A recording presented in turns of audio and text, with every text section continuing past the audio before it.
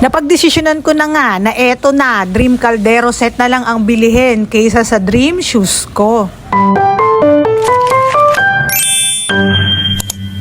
Noong nakaraan nga ay nag-iisip ako kung Caldero set ba or Dream Shoes ko ang bibilihin ko. Nangingi pa nga ako ng opinion sa inyo. At dahil maraming momshies dito ang praktikal, mas maraming nag-comment na Caldero set na lang ang bilihin. Kaya eto na, masunurin ako sa inyo eh.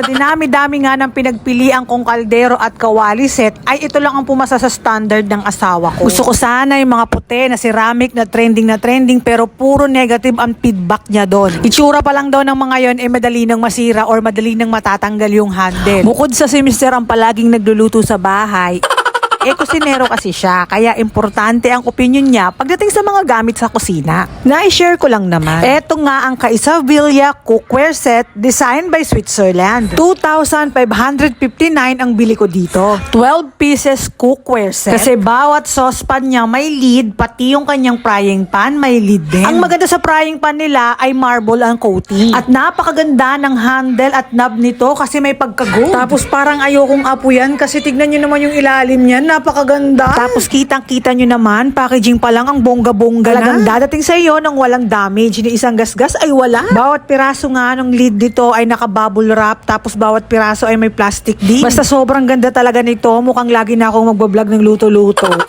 Gusto ko lang i-share sa inyo kung gaano ako kasaya dahil may bago na akong kaldero set. Ano ba naman yung mga kawali at kaldero ko maiitim na? Matitibay naman yun at magagandang klase, kaso nga lang ayun napabayaan ko na. O siya, sige, kung bet nyo nga rin ng ganito, ilalagay ko na lang sa comment section or sa yellow basket ang link kung saan ito mabibili. Ayun lang mga Jai, please like, share and follow. Bye-bye! Thank you!